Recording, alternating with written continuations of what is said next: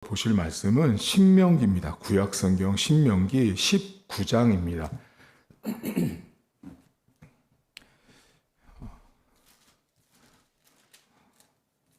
큐티집이 지난 시간에 신명기 18장까지 하다가 두 달이 바뀌어서 지나고 나서 오늘부터 신명기 19장 이어서 하신다고 보면 되겠습니다. 신명기 19장 1절부터 21절까지의 말씀입니다.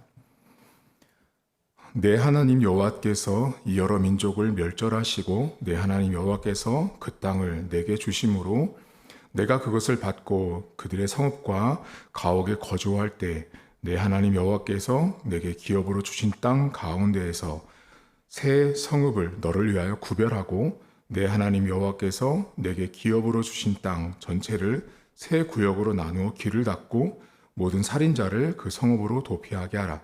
살인자가 그리로 도피하여 살만한 경우는 이러하니 곧 누구든지 본래 원한이 없이 부지 중에 그의 이웃을 죽인 일, 가령 사람이 그 이웃과 함께 벌목하러 산림에 들어가서 손에 도끼를 들고 벌목하려고 찍을 때 도끼가 자루에서 빠져 그의 이웃을 맞춰 그를 죽게 함과 같은 것이라.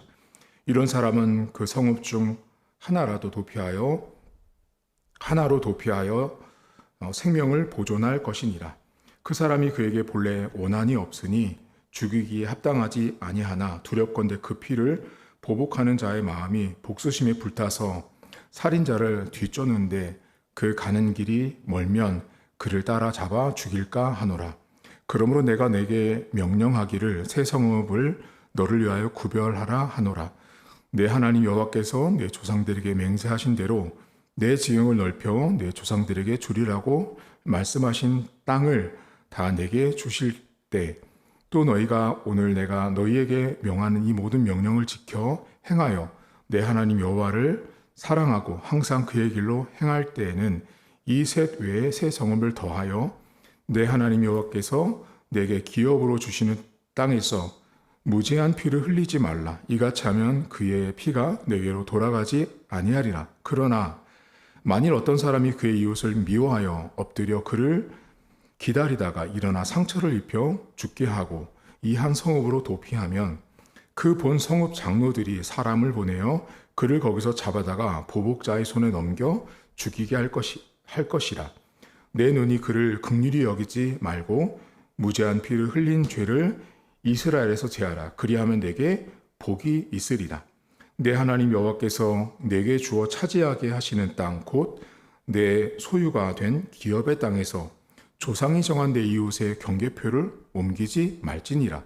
두 사람의 모든 악에 관하여 또한 모든 죄에 관하여 한 증인으로만 정할 것이 아니요 두 증인의 입으로나 또는 세 증인의 입으로 그 사건을 확정할 것이며 만일 위증하는 자가 있어 어떤 사람이 악을 행하였다고 말하면 그 논쟁하는 쌍방이 같이 하나님 앞에 나아가 그 당시 제사장과 재판장 앞에 설 것이요 재판장은 자세히 조사하여 그 증인이 거짓 증거하여 그 형제를 거짓으로 모함한 것이 판명되면 그가 그의 형제에게 행하려고 꾀한 그대로 그에게 행하여 너희 중에서 악을 제하라.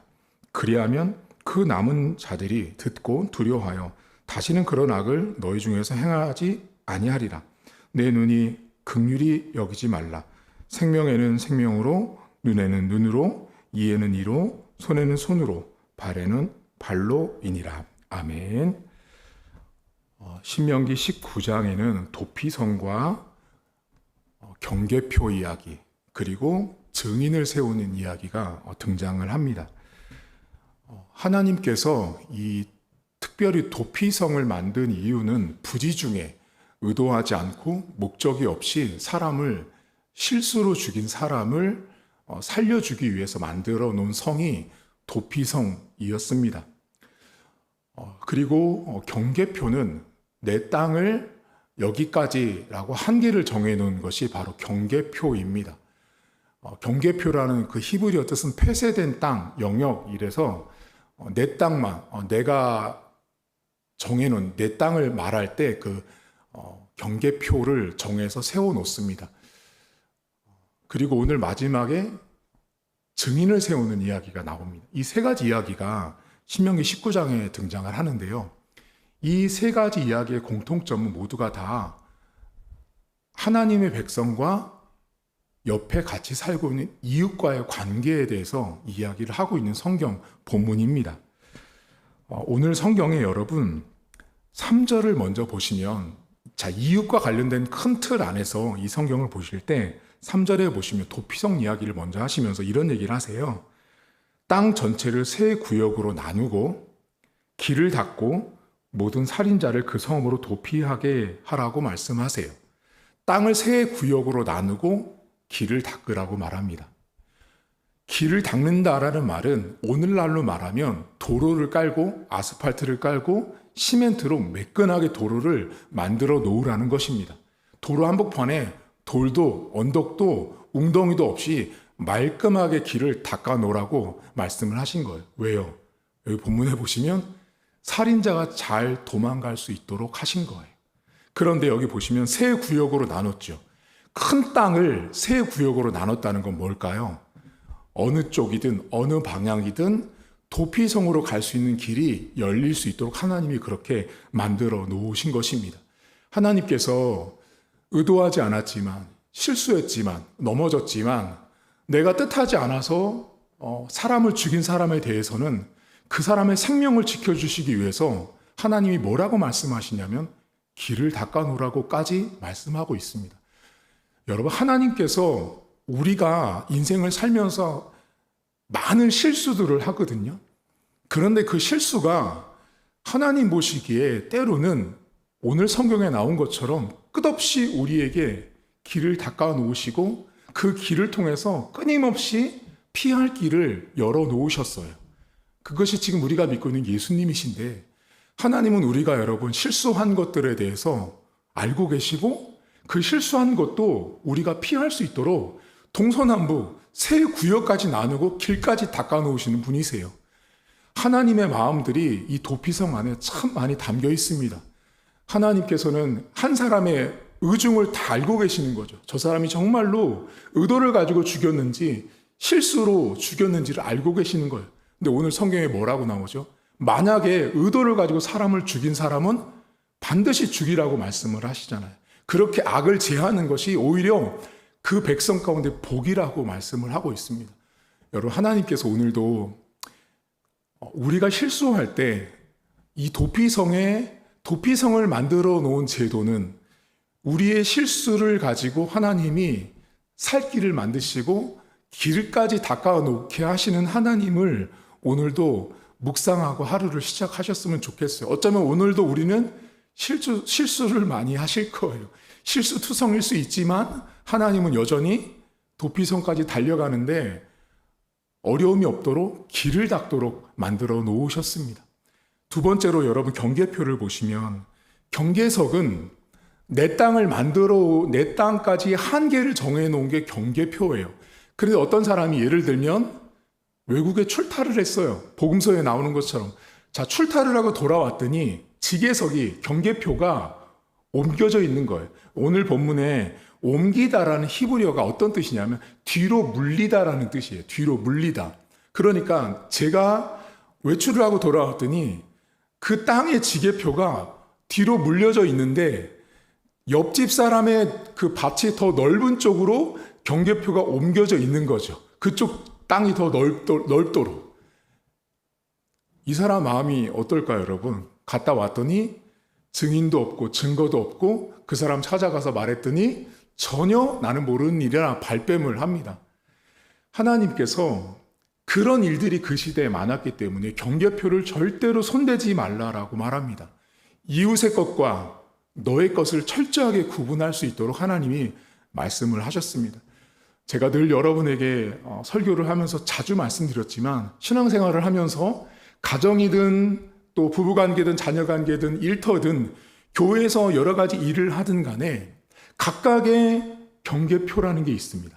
그 선을 절대 넘으면 안 돼요. 왜 하나님께서 질서의 하나님이라고 말씀하시는지를 여러분 눈여겨보셔야 돼요. 하나님은 땅조차도 땅에 있는 지계표 하나도 경계석 하나도 함부로 너희 마음대로 옮기지 말라라고 말합니다.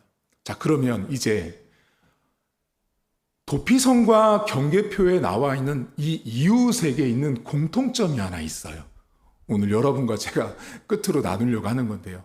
자, 도피성에 여러분, 사람을 실수로 도끼로 나무를 베다가 도끼자루가 빠져서 사람을 죽였어요. 근데 이 사람 만약에 도망가고 있다고 생각해 보세요. 이 사람 마음에 어떤 마음이 들 것 같으세요? 난 정말 의도한 적이 없는데, 내가 정말로 저 사람을 죽일 생각도 없는데 도망가고 있을 때, 만약에 내 형제를 죽였다고 해서 쫓아오는 사람을 보면 부지중에 죽인 이 살인을 범한 이 사람에게는 상당히 억울한 면이 있는 거죠. 도끼가 빠질 거라고 누가 생각이나 했겠어요, 여러분. 근데 도끼가 빠졌는데 또 그것이 사람을 쳐서 죽일 거라고 누가 생각이나 했겠습니까? 그런데 그런 상황이 벌어졌고 자기가 쫓기는 삶이 되었을 때는 억울해도 이렇게 억울할 수가 없는 거죠. 두 번째 경계표 옮긴 이 상황을 한번 보세요. 외출하고 나왔더니 내 땅이 좁아지고 남의 땅이 커진 거죠. 이 사람 마음에 드는 게 뭐냐면요, 억울함이에요. 제가 여러분에게 지금 답을 다 말씀드렸어요. 도피성에서 도피하는 사람이나 경계표가 옮겨졌던 사람들에게 있는 이 이웃들 안에 있었던 마음들을 하나님이 세밀하게 다 보셨다는 걸 주목하셔야 돼요. 하나님이 여러분 왜 도피성을 만들어서 부지중에 죽인 사람이 살인받지 않도록 하셨고, 왜 남의 경계표를 옮기지 말라고 했냐면, 이웃의 마음에, 나랑 같이 살고 있는 이웃의 마음에 아픔을 주거나 상처를 주지 말아야 한다라는 게 이 도피성과 경계표 안에 잘 드러나 있습니다. 가장 1차적으로는 하나님이 사람의 생명과 사람의 먹고 사는 문제, 인생사의 모든 것들을 주관하고 돌보심의 은혜가 가장 큰 그림으로 담겨져 있지만, 하나님이 오늘 이 도피성과 경계표 안에서 저와 같이 살고 있는, 자, 여러분 성도님들 옆에 살고 있는 이웃의 감정과 태도까지도 하나님은 다 보고 계셨던 거죠. 저 사람이 어떤 감정이 들었을까, 어떤 마음이 들었을 것까지도 다 보고 계시는 거죠. 억울한 거죠. 여러분, 교회 안에서 가장 이웃을 많이 보고, 근데 가장 이웃을 많이 보지만 가장 억울한 사람이 있는 거 혹시 아십니까? 교회 안에서 가장 이웃을 제일 많이 보고, 근데 제일 많이 억울한 일을 당하는 사람이 있습니다. 그게 누구냐면 목회자입니다. 목회자들이 정말 이웃을 많이 보거든요. 성도들 한 명 한 명을 다 보는데, 제가 목회를 하면서 보니까 억울한 일을 엄청 많이 당합니다. 의도하지 않았음에도 불구하고 억울한 일을 당하고요. 의도하지 않았음에도 불구하고 오해를 사고 누명을 쓰고 욕을 먹고, 그 대표적인 인물들이 사실은 목회자들입니다. 어쩌면 여러분들도 삶에서 살아가면서 내가 의도하지 않았지만 억울해서 답답해서 힘들어서 하는 경우들이 있을 텐데, 하나님은 오늘 이 도피성과 경계표를 통해서 그 사람의 억울한 감정들, 그 억울한 마음들까지도 헤아리고 있는 하나님을 주목하시고요. 한 사람이라도 억울한 일이 없도록 하나님은 도피성을 만들어 놓으셨어요. 그리고 한 사람이라도 내 땅이 좁아져서 옆 사람을 살인하고 싶은 마음이 들 정도로, 옆 사람이 미운 감정이 드는 마음이 들지 않도록 하기 위해서 절대로 남의 땅의 경계표는 옮기지 말거라 라고 명령을 하셨습니다. 오늘 여러분 하루를 지내시면서 여러분 옆에 있는 이웃이 보였으면 좋겠습니다. 오늘 하루는 내 옆에 있는 이웃이 보여야 합니다. 내 옆에 있는 이웃을 보시되 나 때문에 혹시라도 누군가가 화난 감정, 억울한 감정, 원통한 감정이 들면 우리가 하나님 앞에 나 자신을 내려놓고 돌아보셔야 합니다. 그것이 도피성과 경계표를 통해서 오늘 하루 우리가 살아가는 삶의 모델이 되고 지표가 됩니다. 오늘도 가정에 있는 사람들도 여러분에게는 아주 가까운 이웃입니다. 직장에서 만나는 사람들, 하물며 교회에서 만나는 모든 성도들 모두가 다 여러분에게 가장 지근거리에 있는 이웃인데, 내 옆 사람이 억울하지 않도록, 내 옆 사람이 정말로 나 때문에 감정 상하는 일이 없도록 항상 나만 보지 말고 옆 사람을 함께 볼 수 있는 하루가 되었으면 좋겠습니다. 하나님 아버지, 하나님께서 도피성을 만드시고 경계표를 옮기지 말라고 하셨을 때는 하나님보다, 이 말씀을 듣고 있는 이스라엘 백성보다 그들과 함께 옆에서 살고 있는 이웃들에게 주목을 하셨습니다. 나와 함께 살고 있는 옆 사람이 억울한 일을 당하고 생각지 않게 살인을 범했을 때도 하나님은 그 모든 상황들을 보고 계시고 알고 계셨기에 그 영혼을 죽지 않도록 억울하게 내가 정말 뜻하지 않았는데 이런 살인을 벌였을 때 그 찾아왔던 억울한 마음들, 힘든 마음들까지 헤아리셨습니다.